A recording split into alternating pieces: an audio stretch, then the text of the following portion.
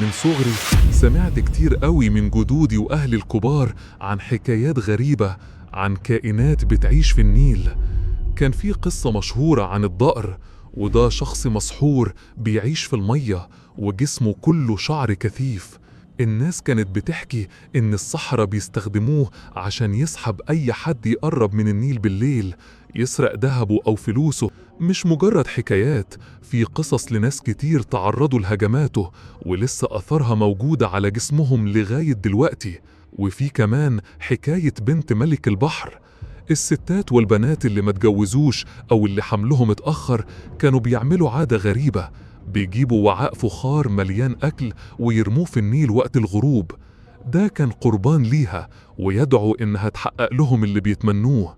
مش عارف إذا كانت العادة دي جاية من أيام الفراعنة القديمة ولا لأ، بس اللي أعرفه إن لسه في ناس بتعملها من وقت للتاني. بالرغم من إن التعليم والوعي انتشر، المفروض الحاجات دي تكون اختفت، بس النيل بيحتفظ بأسرار وعادات أهله. الليلة اللي شفت فيها الكائن ده كانت زي أي ليلة تانية قعدتها على الجرف.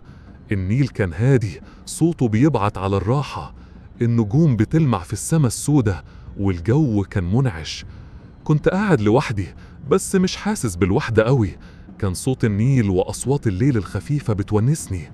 عقلي كان مشغول بأفكار عادية، يمكن كنت بفكر في بكرة أو في حكايات الضأر وبنت ملك البحر اللي لسه بتتردد في وداني. الساعات مرت، كنت على وشك إني أقوم وأروح بيتنا، لما فجأة حسيت بحركة غريبة في المية.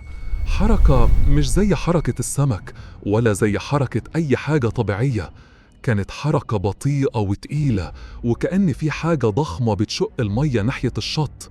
قلبي بدأ يدق بسرعة، إحساس غريب بالخطر اتسرب جوايا، بس الفضول كان أقوى. فضلت مكاني، عيني متركزة على النقطة اللي حسيت بالحركة عندها، وأنا مش عارف إيه اللي جاي ناحيتي.